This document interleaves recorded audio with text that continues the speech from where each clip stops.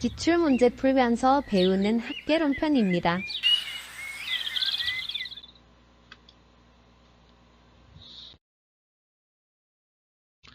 네, 문제. 부동산 투자에 따른 1년간 자기자본 수익률은 자기자본 수익률 이것도 계산 문제인데요. 이것도 가끔 나오는 문제니까 간단합니다. 이거 한번 공부하고 넘어가겠습니다.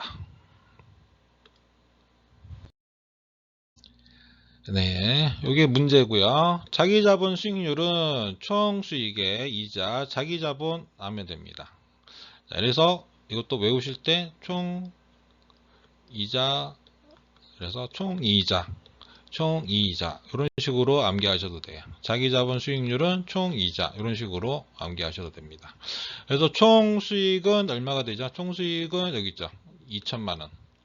그리고 이자는 대출이 2억.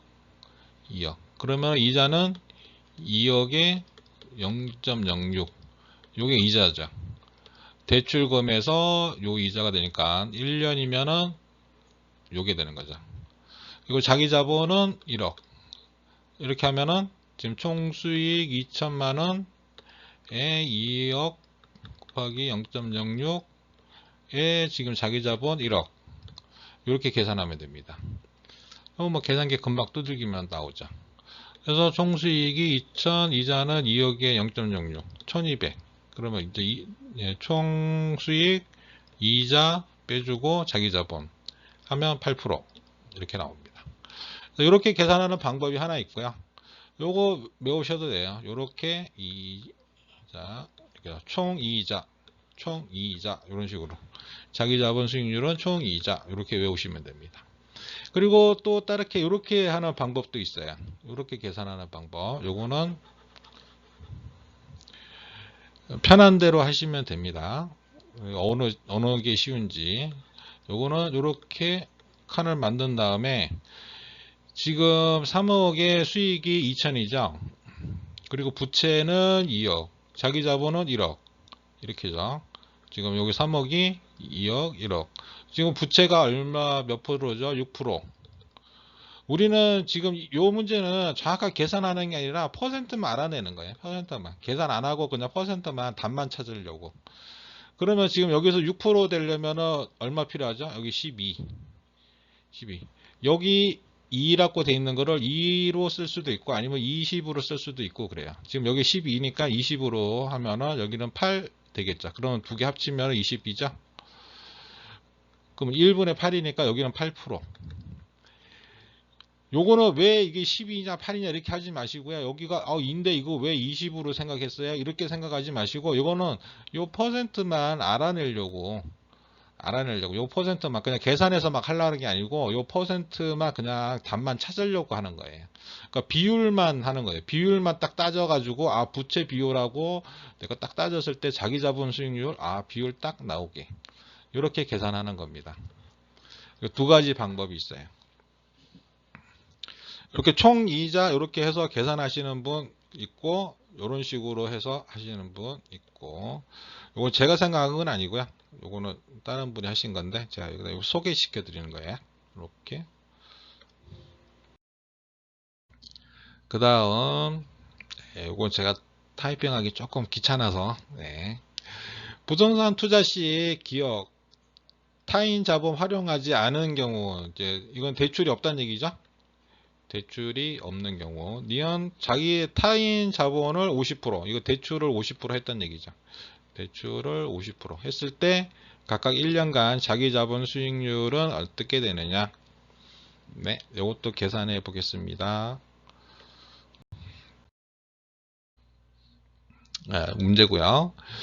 지금 총 수입은 어떻게 되느냐. 여기는 순이익이 여기 있네요. 3천만원. 그 다음에 부동산 가격이 상승했대요. 연 2%.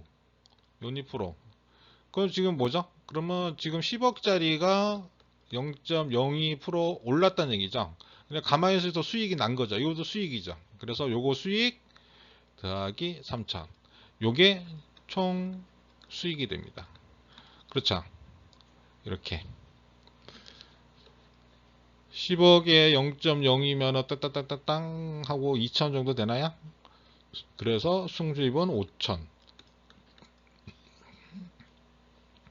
이렇게 계산하시면 돼요. 이렇게 상승률이 있으면 이것도 수익이니까 이것도 수익, 이것도 수익 같이 플러스. 그리고 지금 총 수익 났으니까 이자 연 4%. 자, 그렇게 계산해 보면은 지금 타인 자본 활용하지 않은 경우는 대출이 없다 그랬죠. 대출이 0이에요. 그러면은 지금 총 아니죠. 총 마이너스 2자 이렇게죠. 그러면은 5천 빼기 이자가 없죠. 대출이 0이니까. 그럼 자기 자본은 10억이네요. 자기 자본은 대출 없이 이제 10억을 다 자기 자본이라는 얘기죠. 10억이. 그러니까 10에 이렇게 되면은 어떻게 되죠? 5% 되네. 5%. 5%. 그렇죠? 자기 자본 10억에 5천에 마이너스 0. 0.0 5% 이렇게 됩니다. 자, 그 다음 이제 대출이 있는 경우는 어떻게 되느냐? 지금 요거는 똑같죠. 총 수익 5천만 원은 똑같아요. 5천만 원. 요거는 변함이 없고요. 대신에 여기서 대출이 5억, 자기 자본이 5억 이렇게 되는 거죠. 그러면은 5천만 원에 빼기 이자가 지금 아니죠. 네. 그렇죠. 지금 대출이 5억이죠. 그러면 5억에 곱하기 0.04 이렇게 되죠. 마이너스. 그리고 자기 자본은 5억. 그렇죠. 자기 자본은 5억. 그래서 총 2자가 되는 거죠. 이렇게 계산하면 됩니다. 그러면은 여기 50%일 때 니은 5천 예, 대출금 5억의 이자율 예, 대출 곱하기 이자율 이렇게 하면 되는 거죠. 이렇게 하고 요거 자기 자본 이렇게 계산하면은 6%. 요 계산기 뚫리면 이렇게 되고요. 요렇게 하는 방식도 적어놨어요. 총 10억에 수익이 5천. 그리고 이제 대출이 없으니까 0%. 그러면 이제 그대로 내려오는 거니까 요거 계산하면 5%. 그냥 바로 5% 되는 거고. 50% 대출이 있을 때는 지금 10억에 수익이 5천. 여기 대출이 5억, 자기 지분이 5억. 그러면 여기가 4%여야 되죠. 4%. 지금 이자율이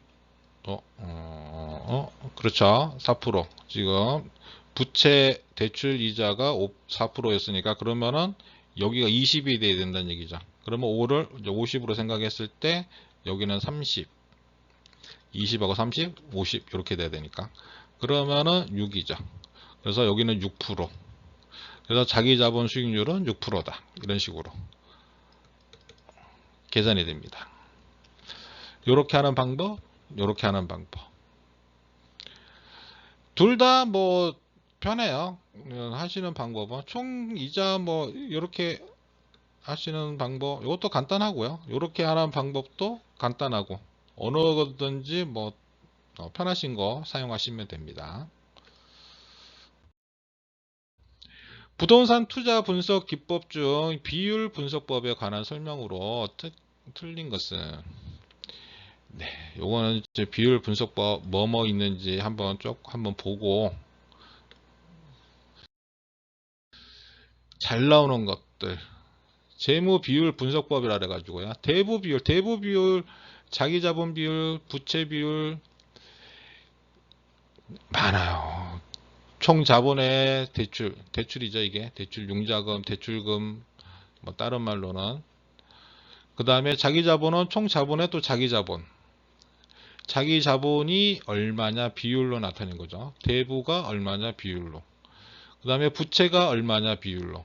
부채는 지분의 부채 나누기 지분 이런 식으로. 지금 대부 비율은 대출 비율, 융자 비율, 뭐 담보 인증 비율, 저당 비율 이런 식으로도 얘기합니다. 같은 말이에요. 부채 감당률. 얼만큼 부채를 감당할 수 있냐. 소득을 부채로 나누면 됩니다. 부채로. 그래서 계산이 됐을 때 지금 여기 부채 감당률이 1이란 얘기는 여기 부채가 10억이면 얘도 10억이란 얘기죠. 그러니까 또이또이 된 거죠. 소득을 다 부채로 썼다는 얘기죠. 이렇게 되면 부채 상환하고 남은 게 없다는 거예요. 세전 현금 수지가 0이라는 얘기죠.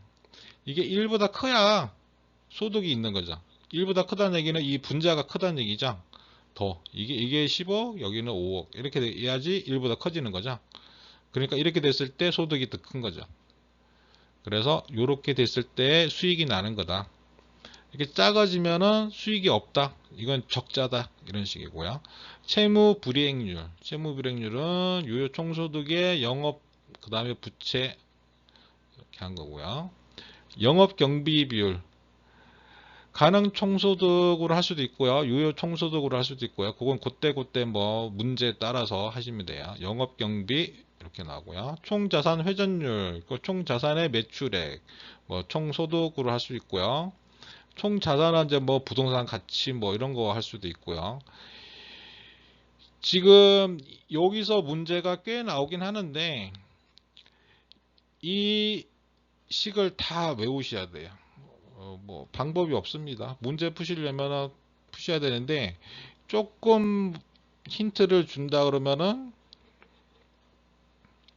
그나마 기본적으로 조금 외우실 때 대부 비율이라는 거는 이 대부 이제 대출한 요 비율을 알려는 거잖아요. 그러니까는 그게 위로 와요. 위로. 대부를 알려는 거잖아요. 지금 알고 싶은 거는 이 대부 융자금 대출금 이걸 알고 싶은 거예요. 그럼 총 자산의 대출금 자기 자본 비율 자기 자본을 알고 싶네. 그 자기 자본이 위로 가는 거죠. 총 자산의 자기 자본이 얼마인지. 그래서 이게 몇 프로 나오냐 이거죠. 부채 비율도 똑같죠. 부채를 알고 싶은 거죠. 부채가 위로 가는 거죠. 위로 가고 자기 지분이 밑으로 가고 이런 식으로. 부채 감당률은 좀 틀려요. 부채를 감당하는 거니까 부채가 좀 밑으로 가. 또 이때는 밑으로 가고 소득이 위로 이런 식으로. 채무 불이행률. 채무 불이행하는 게 몇 퍼센트나 되냐? 그러니까 소득에다가 경비나 부채를 넣는 거예요. 이렇게 해서 영업 경비, 이것도 영업 경비만 알고 싶죠. 그럼 영업 경비를 알고 싶으니까 분자로 가고 그 다음에 소득이 가는 거예요. 총소득이. 그 다음에 자산 회전율은 총 자산에다가 매출액. 매출액을 총 자산으로 나누면 총 자산 회전율이 나오는 거죠. 이런 식으로. 계속 읽어보시면서 이런 식으로 접근하시면서 외우시는 식으로 하셔야 돼요. 자, 1번 채무 불이행률은 지금 요거죠. 채무 불이행률. 유효 총소득이 영업경비, 부채 서비스액을 감당할 수 있는 능력이 있는지를 측정하는 비율이며 채무 불이행률은 손익분기율이라고 한다. 네, 맞습니다. 대부 비율은 부동산 가치에 대한 융자액의 비율을 나타내며 대부 비율을 저당 비율이라고도 한다. 네, 맞죠. 대부 비율, 요거죠. 대부 비율. 부동산 가치에 대한 융자액으로 하는 거죠. 여기 총 자산이라고 돼 있는 게 여기서는 이제 부동산 가치라고 돼 있는 거죠. 부동산 가치. 이런 말로 써도 돼요. 상관없습니다. 부동산 가치. 그러니까 꼭 요 단어로 쓰는 게 아니에요. 총 자본 그러면 총 자본이라고 하는 의미는 부동산 가치 뭐 이렇게 해도 뭐 똑같은 말이 되는 거니까요. 이런 식으로 또 맞는 말. 부채 비율은 부채에 대한 지분의 비율이며 대부 비율이 50%인 경우 부채 비율은 100%가 된다. 이제 그렇죠. 이거 대부 비율이 50%이면 부채 비율은 100%가 되는 거예요. 근데 여기 문제는 저도 이거 문제 좀 보고 한 번 더 읽었는데 이거는 뭐냐면요. 부채에 대한 지분의 비율 우리가 좀 헷갈리는 게 자, 이렇게 하지 말고요. 자, A에 대한 B라고 하는 얘기는요. A에 대한 B 이렇게 해요. 이거 다른 말로는 또 B 나누기 A가 되는 거죠. 이렇게 되는 거죠. A에 대한 B라고 하는 얘기는 이렇게 됩니다. 그래서 지금 부채 비율 보면 이게 부채 비율이죠. 부채 비율 보면 지분이 밑에가 있어요.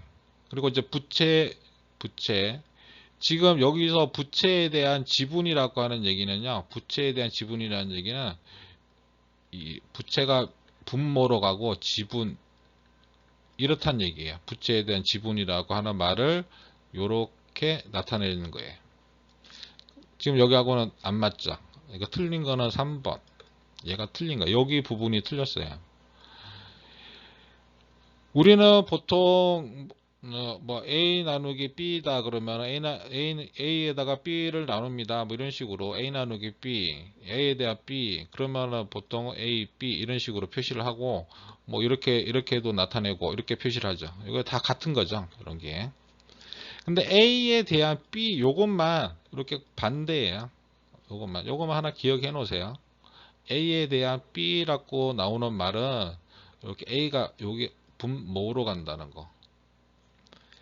A를 B로 나눈다 뭐 이렇게 하는 표시는 A 나누기 B, A분의 B 뭐 이런 식으로 요거는 똑같은 말이고요. 자, 4번 총 자산 회전율 투자된 총 자산에 대한 총 소득의 비율이며 그렇죠. 총 자산에 대해서 총 소득이자 매출 수익 난 거. 총 소득은 가능 총소득 또는 유효 총소득이 사용된다. 네.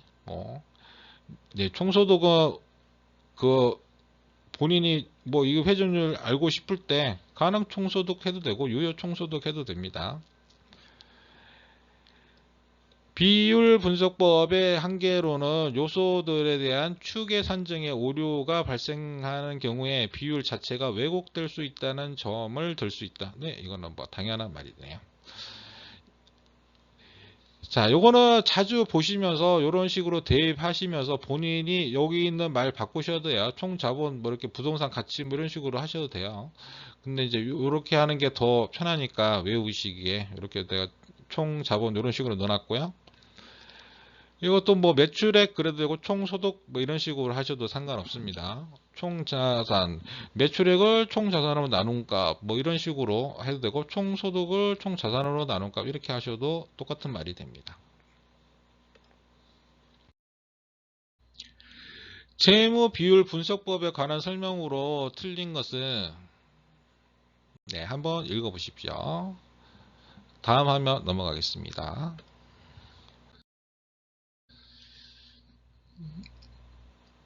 네, 1번 대부 비율이 높아질수록 투자의 재무 레버리지 효과가 커질 수 있다. 네, 그렇습니다. 우리가 뭐 주식 투자할 때도 나 1,000만 원밖에 없는데 이거 투자해가지고 수익 나는 것보다 여기 지금 신용 걸고 뭐 이렇게 돈 대출 받아가지고 1억 걸어서 수익 나면 훨씬 커지죠. 레버리지가 커지잖아요. 네, 대부 비율이 높아질수록 대부를 더 받았다는 얘기죠.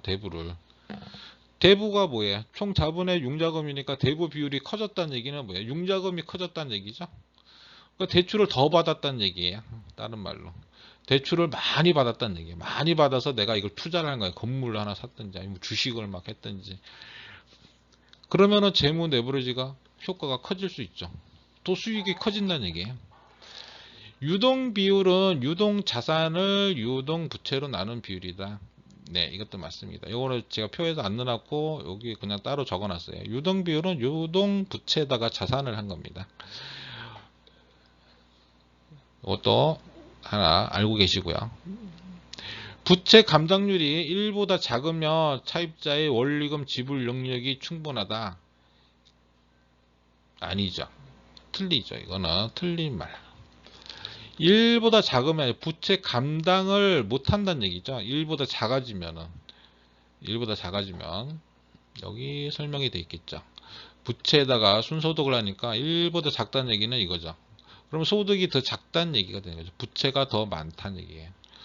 그러니까 원리금 지불 능력이 충분하지 않죠. 총 투자 수익률은 순영업소득을 총 투자액으로 나눈 비율이다. 네, 맞습니다. 이것도 총 투자라고 하는 얘기는 이 수익이 중요한 거죠. 총 투자에 대한 수익률이에요.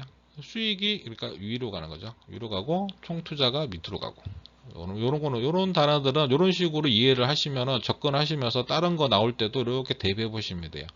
이렇게 총 투자하고 수익률하고 이렇게 두 가지가 나오는 경우는 이 두 가지가 보통은 위아래로 들어갑니다. 그러니까 지금 이런 거 외우실 때 자꾸 이렇게 대입해서 보시다 보면은 조금 전에도 얘기했지만 대부 비율 그러면은 이제 대부를 알고 싶은 거잖아요. 그래서 이제 이 대부가 위로 간다는 얘기야. 자기 자본 비율 그러면 자기 자본이 위로 가는 거예요. 부채 비율 그러면 부채가 위로 가고.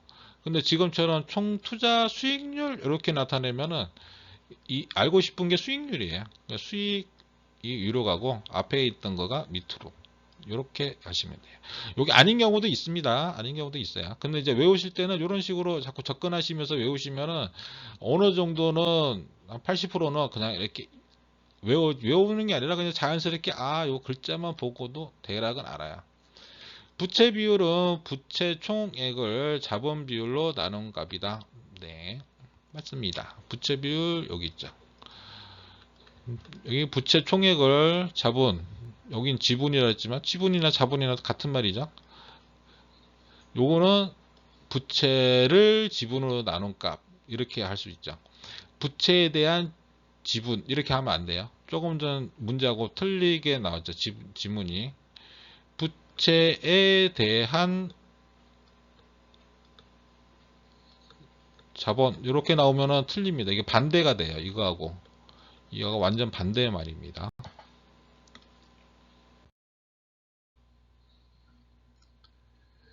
비교 분석법을 이용하여 산출한 것으로 틀린 것은 네, 이 문제는 제가 이제 요 푸는 거를 보여드리기 위해서 넣어놨어요. 지금 이런 문제들은 맨 마지막에 푸는 문제들이죠. 아마 하나씩 보면서 공부도 하고 푸는 과정도 보고 푸는 과정은 쉬운데 이걸 다 하려니까 힘든 거예요. 시간이 문제, 시간이. 우리 시험에 합격하는 게 목적이잖아요. 이 문제를 푸는 게 목적이 아니에요. 이거 뭐 5분, 10분 주면 다 풀죠. 뭐 누구나. 다 푸릅니다. 조금만 알면 다 푸니까. 근데 이걸 5분, 10분에 풀면 안 되잖아요. 5분, 10분에 풀면은 떨어져요. 시험에. 그래서 이거는 바로 패스하고 다음 문제 푸는 겁니다. 네, 여기 이제 문제 보기고요. 하나씩 문제 풀어보겠습니다. 담보 인정 비율. 담보를 어떻게 인정해 줄 거냐? 담보 내가 이제 건물 하나 갖고 있는데 이거 담보했을 때 너 얼마큼 인정해 줄래? 이런 얘기예요. 그래서 지금 LTV 같은 경우는 부동산 가치, 지금 부동산 가치가 2억이라 그랬죠. 그럼 2억. 그럼 융자금이 1억, 1억이네요. 그럼 여기 50%예요, 50%. 0.5, 다른 말로 0.5. 이거 맞죠? 이거는 맞는 지문.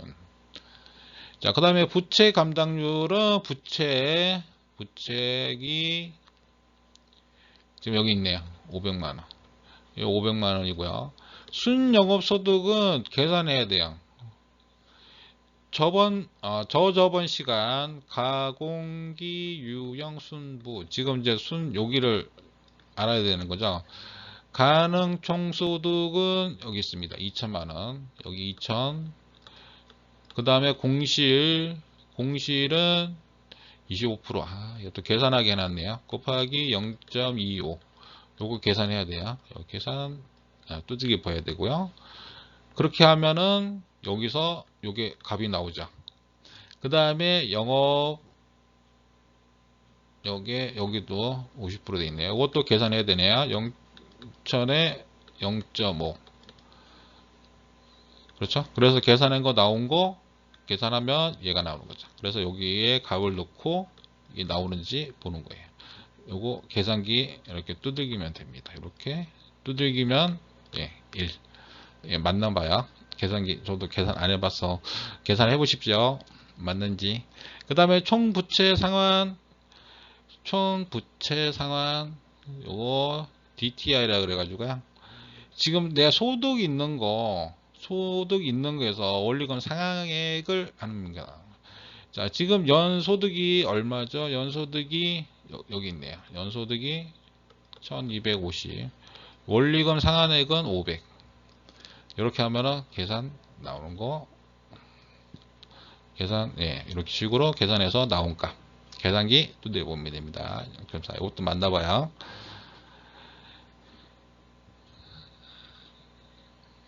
그 다음에 채무불이행률. 채무불이행률은 내가 소득의 경비하고 부채.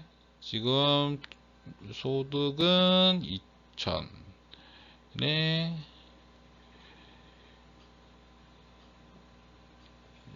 잠시만요. 여기서 지금 가능 총소득에다가 이제 공시를 빼야겠네요. 유효 총소득. 요거는 2,000에다가 빼기 2,000 곱하기 0.25. 요렇게 계산해야겠네요. 이렇게 계산한 거. 그 다음에 영업경비는 2,000에 0.5.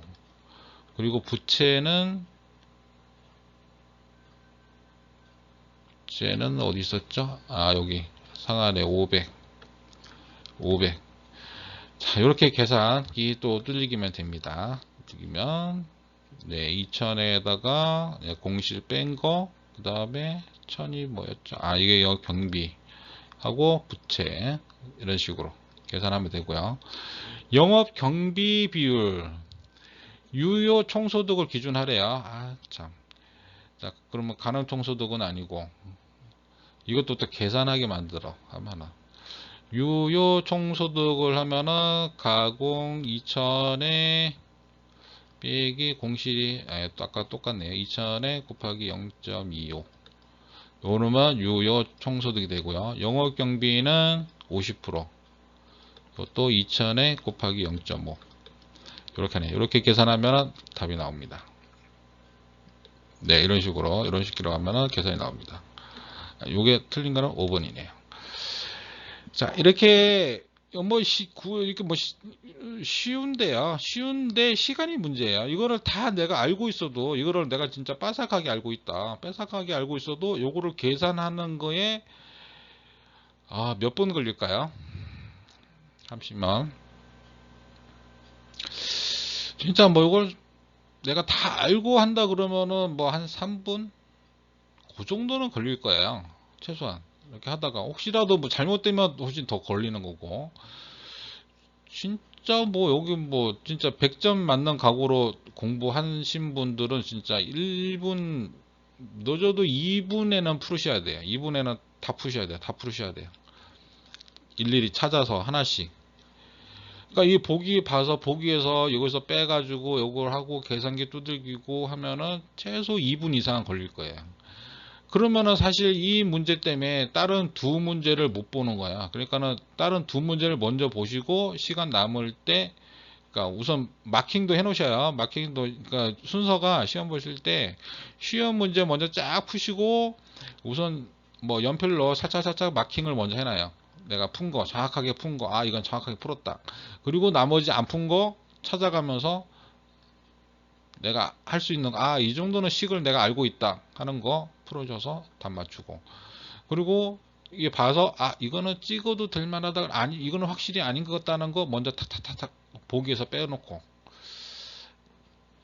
이것도 시험도 뭐 요령입니다. 합격하는 게. 뭐 내가 많이 알고 있다 해서 시험 붙는 거 아니에요. 그러면 시험은 또 요령으로 해야 돼요. 그 처음에 시험 보시는 분들 보면은 거의 대부분이 나 공부 엄청 했는데 시간이 부족해. 이렇게 하시는 분들이 굉장히 많아요. 거의 대부분이에요. 그 처음 시험 봐가지고 떨어지는 분들 보면 시간이 너무 부족하다. 이런 식으로 많이 해요. 그런 이유가 이런 거 잡으시면 안 되는 거예요. 요령이. 이런 거 딱 하면은 바로 넘기고 다른 문제 먼저 쫙 풀고 그 다음에 계산하고. 계산 문제가 여기서는 학계론에서 꽤 나오기 때문에 만약에 계산 문제를 내가 진짜 좀 나는 좀 못한다 그러면은 최소한 민법에서 그럼 점수를 좀 따놔야 돼요. 민법에서. 민법은 의외로 좀 쉬워요. 민법은 쉬운 과목이에요. 왜냐면은 민법은 조문 아니면은 판례예요. 거기서만 나와요. 거기서만. 나왔던 것도 나오고 거기서만 나와요. 그거 변형을 못 해요. 변형을 할 수가 없어요. 말장난으로 뭐 단어 하나 딱 바꾸는 식인데, 내가 조문하고 판례만 딱 정확히 알고 있으면은 민법은 되게 쉬운 겁니다. 확실한 거니까 하면은. 민법에서 점수 따시고 그 다음에 학계로는 내가 쉬운 거 쫙 풀고 계산 문제는 반 정도면 나 합격이다 라고 생각하시고 푸셔도 됩니다. 지금 좀 시간이 길었네요. 자, 여기까지 하고 또 다음 시간에 뵙겠습니다.